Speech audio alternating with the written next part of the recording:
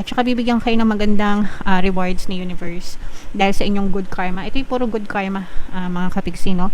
Kaya nagiging maganda yung takbo ng buhay nyo ngayong buwan, guys, kasi nakakatanggap kayo ng mga good karma from the universe, no?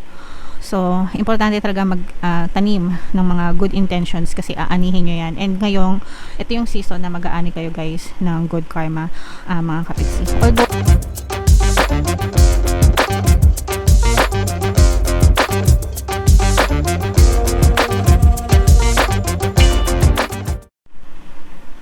hello guys, hello Aquarius, welcome back to Pinoy Pixie Tarot. Ang pamagat ng episode natin for tonight is monthly taroscope, guys, para ngayong August, para sa Aquarius, Sun, Moon, Rising, Sign, and Venus. Sa dulo ng video, guys, magkakaroon tayo ng yes or no, pick a card reading. Ito yung deck na gagamitin natin, guys. Pwede kayo magtanong ng isang tanong, answerable by yes or no. Tapos, titingnan natin yung sagot ng tarot sa inyo, mga kapiksi. So, sa dulo ng video yan, guys. Kaya make sure na tapusin nyo yung video hanggang sa dulo. So, unahin natin tong deck na to, mga kapiksi. Tingnan natin yung mga angel messages para sa inyo or yung mga paparating sa inyo. Wow, guys, perfect timing, no? So, eto na, guys, ituloy nyo na, i-push nyo na kung meron man kayong mga binabalak or pinaplano para sa buhay nyo. The timing couldn't be perfect just right now, mga kapiksi. So, eto na talaga, guys, eto na talaga yung tamang-tamang tempo. Actually, it's always a perfect timing, mga kapiksi. Hindi bukas, hindi sa isang araw, it's always now, it's always today, mga kapigsi.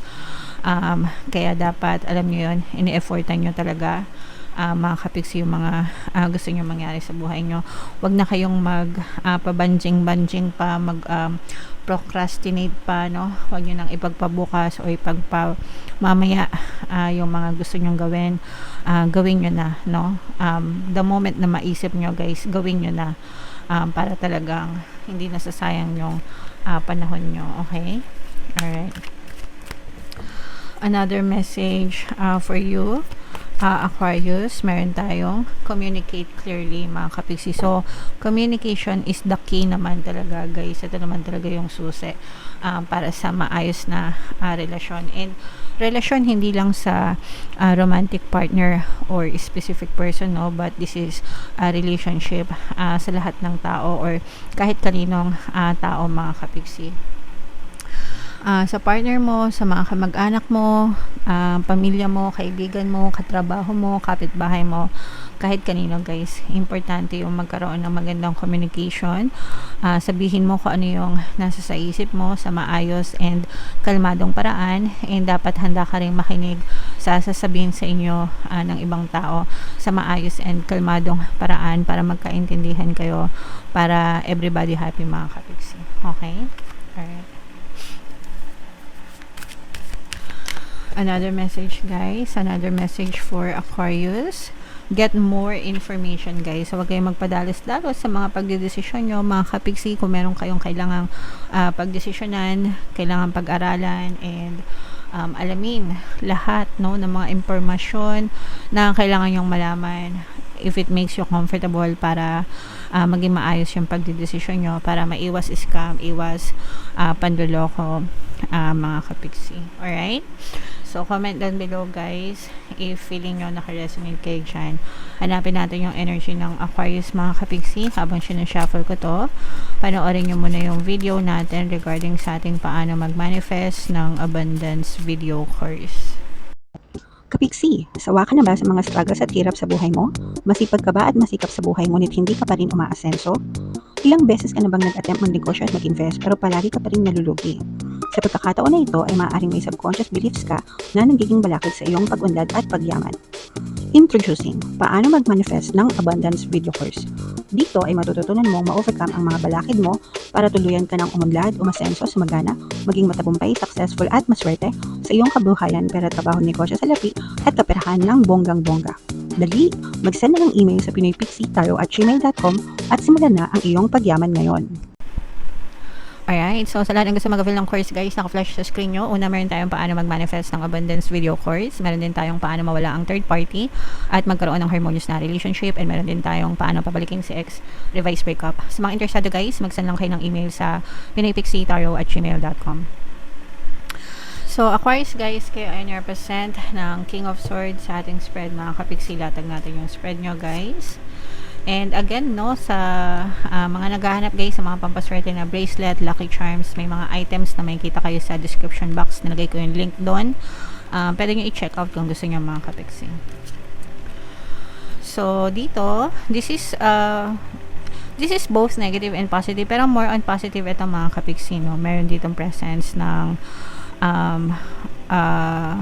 water sign, Cancer, Pisces, Scorpio, at saka fire sign, Aries, Leo, Sagittarius. For some of you, maaring may mga ganyang element kayo sa inyong natal chart, or you may be dealing with other people. Especially guys, no, yung sinabi natin kanina na communicate clearly, especially pagdating sa love and relationship, nakikita natin guys na maaring ma-resolve yung mga conflict nyo sa mga partner nyo or specific person. Magkakaroon kayo ng maayos na communication mga kapiksi. So maaari kayong magkausap ng maayos, lalo na kung nag-aaway kayo guys, or kahit na hindi partner, or kahit na hindi romantic partner. Let's say for example, baka meron kayong nakaaway sa trabaho nyo, or sa kapitbahay nyo, or kapamilya nyo, ganyan.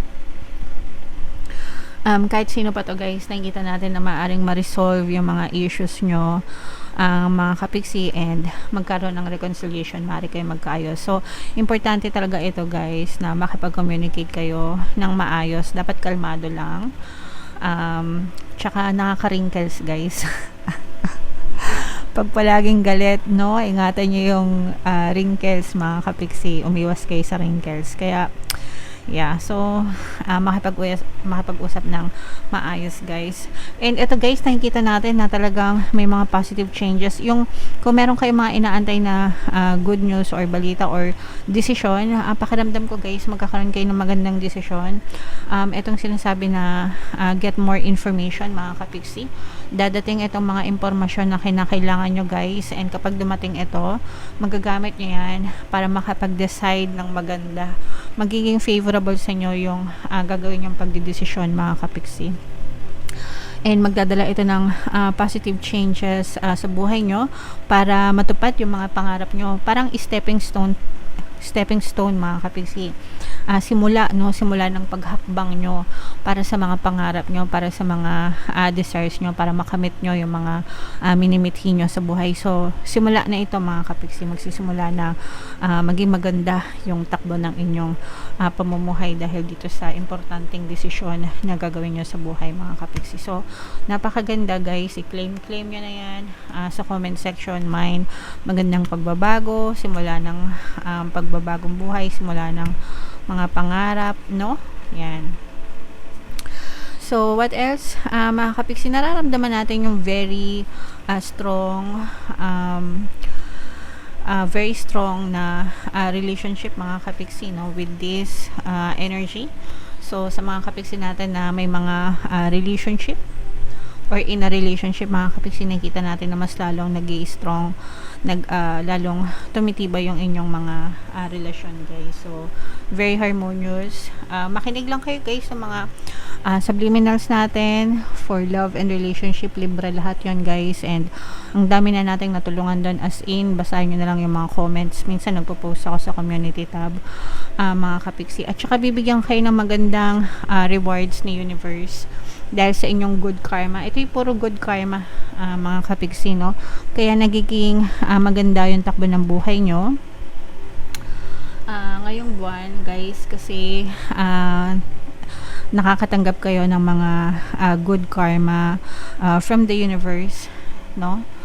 So, importante talaga magtanim ng mga good intentions kasi aanihin nyo yan. And ngayong, ito yung season na mag-aani kayo guys ng good karma mga kapiksi. Although, for some of you naman guys, merong hindi maiiwasan na may mga emotional pain kayo. Mag-focus kayo sa inyong healing mga kapiksi, ko ano naman yung pinanggagalingan nitong emotional pain, kasi iba-iba naman yung pinanggagalingan nito, depende sa inyong sitwasyon mga kapiksi. So yung iba sa inyo may mga emotion, yung especially guys, kung naninikip yung mga dibdib nyo or nagkakaroon kayo ng mga palpitations, pagdating sa kalusugan guys, palagi ko kayong sinasabihan na magpa-check up mga kapiksi. So wag nyong i-take for granted yung mga kalusugan nyo, okay? And focus on your healing guys. Makinig kayo sa Ho'oponopono and self-love subliminal natin dito sa ating channel para makatulong na umayos yung inyong pakiramdam mga kapiksi. Okay? Alright. So, ito na yung ating, i-mind nyo na yan guys, no, sa comment section. Bago natin ituloy itong ating yes or no pick a card reading. So, i-mind nyo na itong mga magagandang pagbabago na to, itong mga rewards na to guys. Pagtupad ng pangarap yan. I-mind nyo na sa comment section. So, huminga kayo ng malalim guys. Tapos, itanong nyo sa isip nyo kung ano yung tanong na gusto nyo malaman for August. And pili kayo ng isang card. Sa mga gustong matutong mag-manifest guys, no, meron tayong exclusive membership program. Click nyo lang yung join button sa baba. Pag member na kayo, magkaka-access kayo sa mga exclusive videos ko regarding manifestation mga kapiksi. So, huminga ng malalim. Itanong nyo sa isip nyo yung tanong nyo. And then, pili kayo ng isang card guys. Ito yung card 1, card 2, card 3. Kung card 1 ang napili nyo guys, ang sagot sa tanong nyo ay yes. Kung card 2 naman guys, ang sagot sa tanong nyo ay yes. And kung card 3 naman guys, ang sagot sa tanong nyo ay no mga kapiksi. Alright? Okay, so comment down below, Aquarius, if feeling nyo nakaresonate kayo. Again guys, no, yung mga magaganda dito, i-mind nyo na lahat sa comment section. For more tarot readings, ito yung playlist nyo. Ito naman yung ating success stories ng paano mag-manifest ng abundance video course. Thank you for liking, sharing, and subscribing guys. See you next time. I love you all. Have a nice day. Bye-bye.